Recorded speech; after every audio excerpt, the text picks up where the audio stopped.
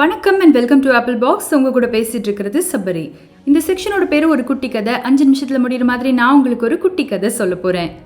ஒரு ஊர்ல ரொம்ப வயசான தாத்தா ஒருத்தர் வாழ்ந்துட்டு வந்தாரு. ஒரு காலத்துல ரொம்ப பெரிய வியாபாரியா ரொம்ப வசதியா இருந்தவர் அவரு. தன்னோட மனைவியோட மரணத்துக்கு பிறகு எல்லா சொத்துக்களையும் ஒரு காப்பகத்துக்கு எழுதி கொடுத்துட்டு தன்னை யாருன்னே தெரியாத ஒரு ஊருக்கு வந்து வாழ ஆரம்பிச்சிட்டாரு. இப்போ அவர் இருக்கிறது ரொம்ப சின்ன ஒரு வீடு, ரொம்ப குறைவான பொருட்கள், மிக மிக சாதாரணமான ஒரு வாழ்க்கை. சுத்தி இருக்கிற எந்த ஒரு நபருக்கும் இவருடைய எந்த பின்னணியும் தெரியாது.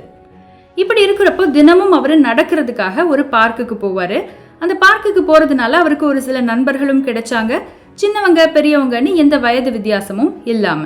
ஒரு நாள் அதுல ஒரு வாலிபன் அவனுக்கு திருமணம் அப்படின்னு சொல்லி இந்த தாத்தாவுக்கு பத்திரிக்கையும் கொடுத்தான். இப்போ அவர் அந்த திருமணத்துக்கு போகணும் இல்லையா? திருமணத்துக்கு போகும்போது வெறுங்கையும் வீசின கையுமாவா போக முடியும்? ஒரு அன்பளிப்பும் கொண்டு போகணும்.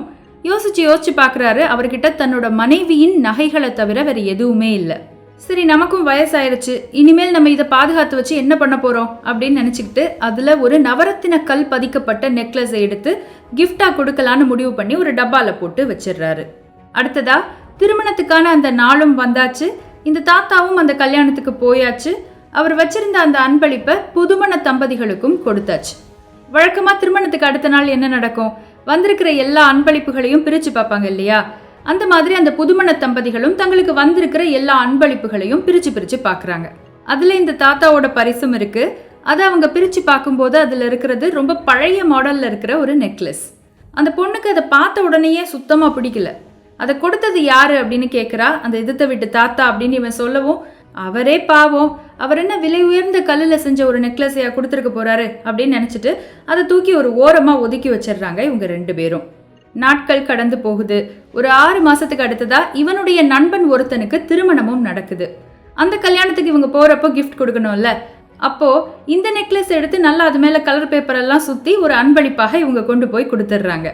சரியா அடுத்த நாள் திருமணம் முடிஞ்சிச்சு இல்லையா? ஒரு நண்பன் அவங்கிட்ட இருந்து ஒரு தொலைபேசி அழைப்பு வருது.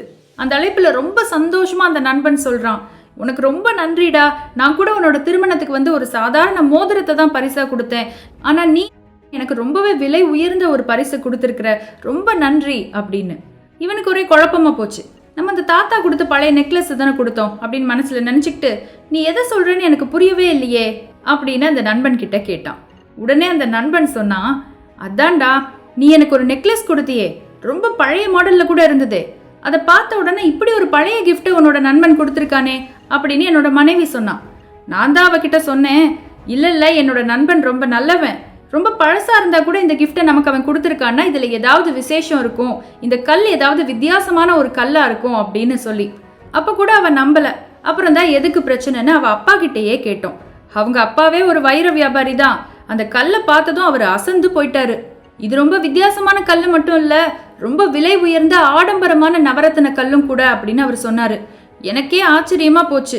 இந்த கிஃப்ட் ரொம்ப விலை உயர்ந்ததா இருக்குங்கிறதுக்காக நான் உனக்கு நன்றி சொல்லல, இதை எனக்கு நீ கொடுக்கணும்னா உனக்கு என் மேல எவ்வளோ அன்பு இருக்கணும், அந்த அன்புக்காக நான் உனக்கு நன்றி சொல்றேன் அப்படின்னு சொல்லிட்டு போனை வச்சான் அந்த நண்பன்.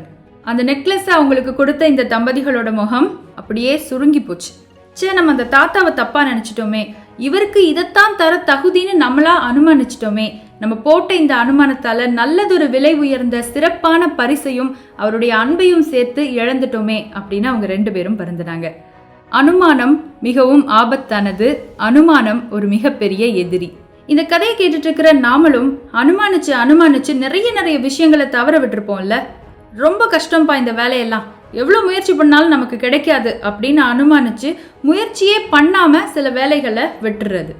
இந்த ஊருக்காரங்களா இப்படிதான்ப்பா இருப்பாங்க அப்படின்னு அனுமானிச்சு நல்ல மனிதர்களை காயப்படுத்தி நல்ல நட்பை இழந்துடுறது.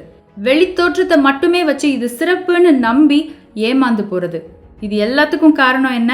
அனுமானம் தானே. சரி விடுங்க, போனதெல்லாம் போகட்டும். இன்னொரு முறை எதையாவது அசியம் பண்ணிக்கிறதுக்கு முன்னாடி இந்த கதை உங்களுக்கு ஞாபகத்துக்கு வரட்டும், அடுத்த வாய்ப்பு உங்கள் வசமாகட்டும்னு சொல்லி இந்த கதையை நான் முடிச்சுக்கிறேன். இன்னொரு நாள் இன்னொரு கதையோட மறுபடியும் சந்திக்கலாம். அதுவரை உங்களிடமிருந்து விடைபெறுவது சபரி. நன்றி, வணக்கம்.